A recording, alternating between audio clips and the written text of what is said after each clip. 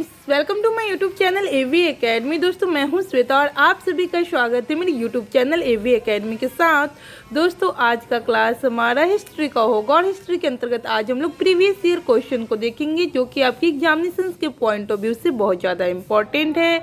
तो आप लोग क्लास को अंत तक देखिएगा, बीच में स्किप करने की कोशिश मत कीजिएगा, क्योंकि यह क्लास आपके एग्जामिनेशन के पॉइंट ऑफ व्यू से बहुत ज़्यादा इंपॉर्टेंट है। और दोस्तों, अगर अभी तक आपने हमारे यूट्यूब चैनल एवी एकेडमी को सब्सक्राइब नहीं किया तो सब्सक्राइब कर ले, बेल आइकन को दबा दे ताकि आपको लेटेस्ट अपडेट आपको मिलता रहे। तो चलिए शुरू करते हैं आज की क्लास को। हमारा पहला क्वेश्चन है, उल गुलान विद्रोह किससे जुड़ा था? Option A Santhal, option B है कच्छा नागा, ऑप्शन सी है कोल और ऑप्शन डी है बिरसा मुंडा।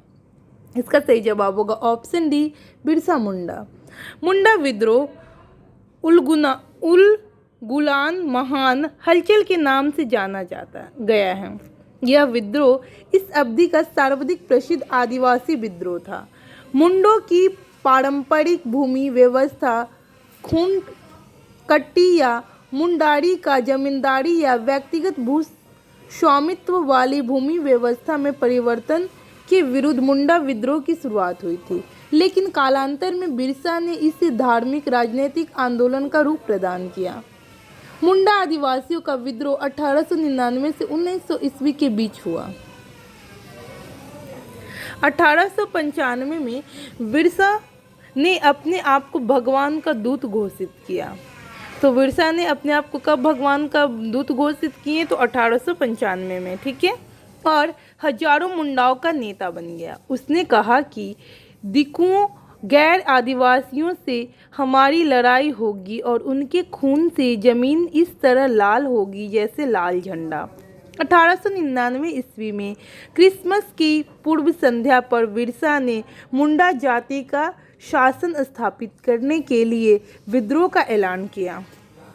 लगभग 6000 मुंडा तीर, तलवार तथा कुल्हाड़ी लेकर बिरसा के साथ हो लिए, लेकिन बिरसा मार्च 1900 के शुरू में गिरफ्तार कर लिया गया और जून में वह जेल में मर गया।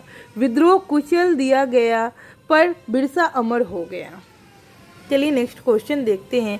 बिरसा मुंडा का कार्य क्षेत्र था। Option A Champaran, option B है रांची, ऑप्शन सी है बलिया, ऑप्शन डी है अलीपुर। तो इसका सही जवाब होगा ऑप्शन बी, रांची। देखिए 48 और 52 बीपीएससी में पूछे गए क्वेश्चन है, तो इंपॉर्टेंट क्वेश्चन है, ध्यान रखिएगा, रिपीटेड क्वेश्चन है। बिरसा मुंडा का कार्यक्षेत्र रांची से लेकर भागलपुर तक था। बिरसा मुंडा का मुख्य उद्देश्य जनजातियों के समाज सुधार करना तथा इन्हें ब्रिटिश सत्ता से दूर रखना था। बिरसा ने अनेक देवताओं बोंगा की पूजा को छोड़कर अपने अनुयायियों से एक ईश्वर सिंह बोंगा की पूजा करने का आह्वान किया। मुंडा विद्रोह को दबाने के लिए ब्रिटिश सरकार ने सैनिक शक्ति का प्रयोग किया। चलिए नेक्स्ट क्वेश्चन देखते हैं हम। नेक्स्ट क्वेश्चन है हमारा 1899 से 1900 ईस्वी की मुंडा क्रांति का नेता कौन था? ऑप्शन ए है सिंधु, ऑप्शन बी है बूढ़ा भगत, ऑप्शन सी है बिरसा मुंडा, ऑप्शन डी है शंभू दान। तो इसका सही जवाब होगा ऑप्शन सी, बिरसा मुंडा।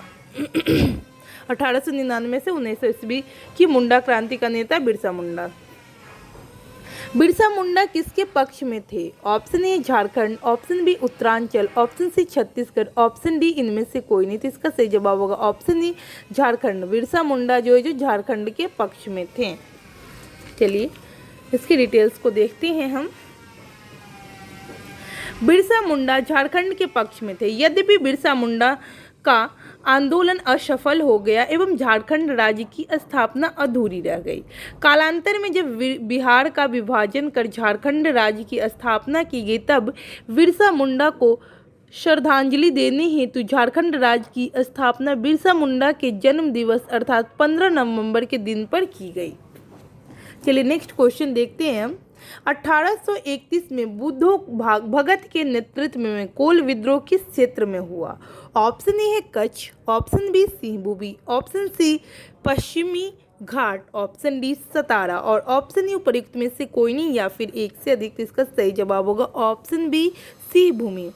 1831 ईस्वी में बुद्धो भगत के नेतृत्व में कोल विद्रोह छोटानागपुर क्षेत्र के सिंहभूम पलामू, हजारीबाग तथा मानभूम क्षेत्र में हुआ था। इस विद्रोह का स्वरूप आर्थिक व राजनीतिक था। इस विद्रोह के पनपने का सर्वप्रमुख कारण इन क्षेत्रों के जमींदारों द्वारा भूकर को अत्यधिक बढ़ाया जाना था। 1831 ईस्वी में बुद्धो भगत की मृत्यु के उपरांत इस विद्रोह का संचालन गंगा नारायण के द्वारा किया गया। यह विद्रोह रुक रुक कर 1848 ईस्वी तक चलता रहा। अंततः ईस्ट इंडिया कंपनी द्वारा इस विद्रोह का दमन कर दिया गया। चलिए नेक्स्ट क्वेश्चन देखते हैं। हौज विद्रोह हुआ। ऑप्शन ए है 1620 से 21 के दौरान, ऑप्शन बी है 1720 से 21 के दौरान और ऑप्शन डी है 1920 से 21 के दौरान। तो इसका सही जवाब होगा ऑप्शन सी 1820 से 21 के दौरान में हौज विद्रोह हुआ। तो हौज विद्रोह कब हुआ? 1820 से 21 के दौरान में। हौज विद्रोह 1820 से 21 में हुआ था। इसका केंद्र संथाल परगना था। नेक्स्ट क्वेश्चन देखते हैं। किस स्थान पर आदिवासियों ने अंग्रेजों के खिलाफ विद्रोह किया? ऑप्शन ए है Bihar, option B Punjab, option C Sindh, option D Kathiawar, option E उपयुक्त में से कोई नहीं या फिर एक से अधिक। तो इसका सही जवाब होगा ऑप्शन ई है छोटा। देखते हैं इसके डिटेल्स को। छोटा नागपुर की हो जनजाति ने 1820 से 21 तथा पुनः 1831 ईस्वी में ब्रिटिश सेनाओं को चुनौती दी थी। इस क्षेत्र में इस कारण 1837 ईस्वी तक अशांति व्याप्त रही। सिंध के जनजातियों ने भी लगातार अंग्रेजों के विरुद्ध विद्रोह किया था। नेक्स्ट क्वेश्चन देखते हैं हम। नेक्स्ट क्वेश्चन है हमारा, इनमें से किसने इस अंग्रेजी ईस्ट इंडिया कंपनी के कंट्रोल के खिलाफ बगावत नहीं की? ऑप्शन ए विजय नगरम का राजा, ऑप्शन बी हैदराबाद का निजाम, ऑप्शन सी तमिलनाडु के पोलीगार, ऑप्शन डी त्रावणकोर के दीवान वेलुथम्पी और ऑप्शन ए उपयुक्त में से कोई नहीं या फिर एक से अधिक। इसका सही जवाब होगा हैदराबाद के निजाम। ऑप्शन बी इसका सही जवाब है। ठीक है, इसके डिटेल्स को देखते हैं। हैदराबाद के निजाम को छोड़कर उपर्युक्त सभी विजयनगर के राजा, तमिलनाडु के पोलीगार तथा त्रावणकोर के दीवान वेलुथम्पी ने ईस्ट इंडिया कंपनी के नियंत्रण के खिलाफ विद्रोह किया था। नेक्स्ट क्वेश्चन देखते हैं। बंकिम चंद्र चटर्जी के आनंद मठ में किस विद्रोह का उल्लेख है? ऑप्शन ए सन्यासी, option B Kuka, option C Santhali, option D नील, ऑप्शन ई उपयुक्त में से कोई नहीं या फिर एक से अधिक। इसका सही जवाब होगा ऑप्शन ए सन्यासी। ठीक है, बंकिम चंद्र चटर्जी की कृति आनंद मठ का कथनायक सन्यासी विद्रोह पर आधारित है। वंदे मातरम गीत आनंद मठ से लिया गया। अफगानिस्तान के प्रति आक्रमण नीति किस वायसराय ने अपनाई थी? ऑप्शन ए है लॉर्ड मेयो, ऑप्शन बी है लॉर्ड लिटन, ऑप्शन सी है लॉर्ड डफरिन और ऑप्शन डी है लॉर्ड कैनिंग। ऑप्शन ए उपयुक्त में से कोई नहीं या फिर एक से अधिक। तो इसका सही जवाब होगा ऑप्शन बी लॉर्ड लिटन। इसके डिटेल्स को देखते हैं। 1876 ईस्वी में लॉर्ड लिटन के वायसराय बनकर आने पर अफगानिस्तान के प्रति अपनाई गई नीति में परिवर्तन आया। कुशल आक्रमणीयता की नीति के स्थान पर अग्रगामी नीति का अनुसरण होने लगा।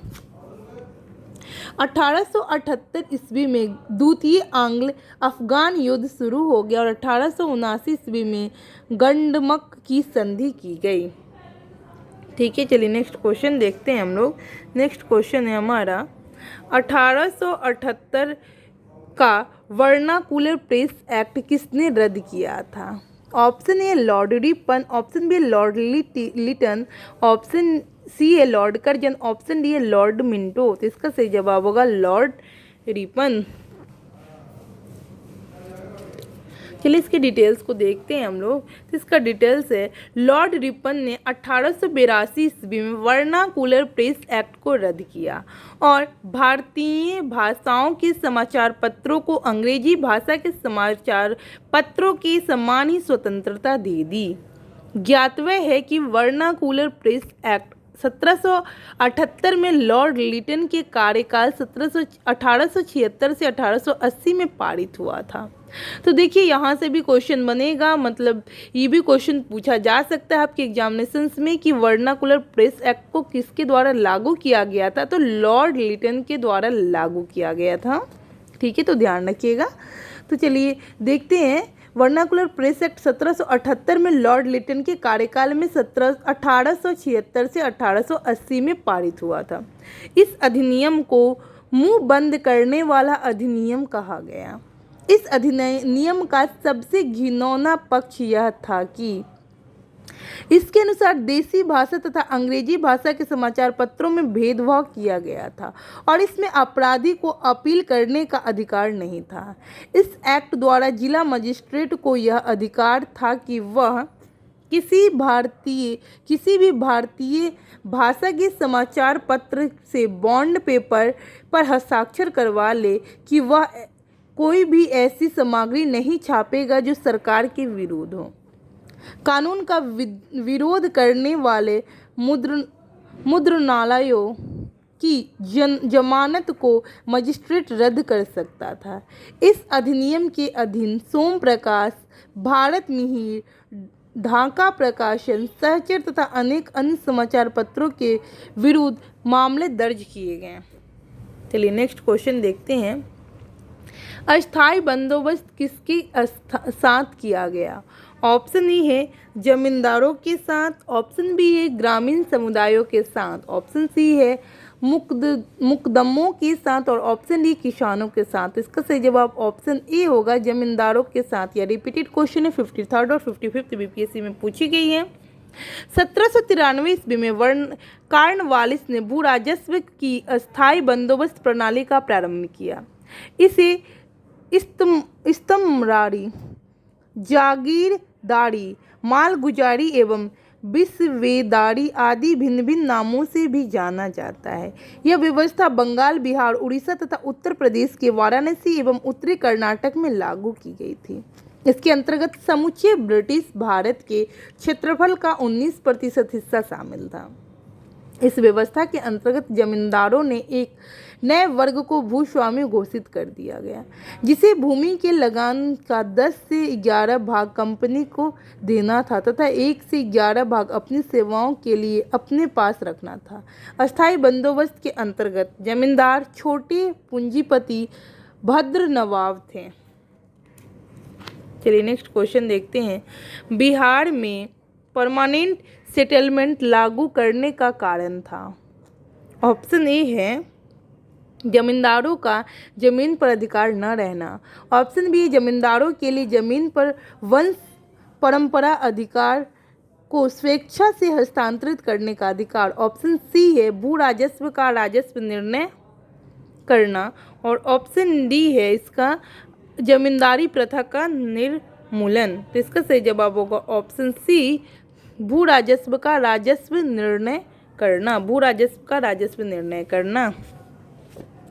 लॉर्ड कॉर्नवालिस के समय भू राजस्व व्यवस्था आरंभ में 10 वर्षीय व्यवस्था के रूप में 1790 ईस्वी में लागू की गई थी, जो 22 मार्च 1793 को परमानेंट सेटलमेंट अस्थायी बंदोबस्त के रूप में स्थापित हुई। इस व्यवस्था को बिहार में लागू करने का कारण जमींदारों के लिए जमीन पर वंश परंपरागत अधिकार को स्वेच्छा से हस्तांतरित करना तथा मूल कारण कंपनी के भी भू राजस्व के लिए निश्चित राशि तय करना था। ठीक है, नेक्स्ट क्वेश्चन देखते हैं। रैयतवाड़ी व्यवस्था सर्वप्रथम कहाँ लागू की गई थी? Option A Gujarat, option B Madras, option C है बम्बई, ऑप्शन डी है उड़ीसा, ऑप्शन ए प्रयुक्त में से कोई नहीं या फिर एक से अधिक। तो इसका सही जवाब होगा ऑप्शन बी। इसका सही जवाब है ऑप्शन बी मद्रास। रैयतवाड़ी व्यवस्था सर्वप्रथम मद्रास प्रेसिडेंसी के अलेक्जेंडर रीड के द्वारा 1792 में तमिलनाडु के बड़ा महल क्षेत्र में लागू की गई। इसके बाद यह व्यवस्था बम्बई प्रेसिडेंसी में भी लागू हुई। टॉमस मुनरो का संबंध रैयतवाड़ी व्यवस्था से है। तो दोस्तों आज की क्लास को यहीं पे समाप्त करेंगे। मैं उम्मीद करती हूँ कि यह क्लास आप लोग के लिए लाभप्रद साबित हो सकता है। तो इसी तरीके की रोजाना क्लास पाने के लिए हमारे यूट्यूब चैनल AV Academy को सब्सक्राइब करें, लाइक करें और शेयर करें। ज़्यादा से ज़्यादा लोगों में शेयर करें ताकि इस क्लास का बेनिफिट और लोगों को भी मिल सके और हमारा और आपका यह चैनल आगे ग्रोथ कर सके। Thanks for watching my video.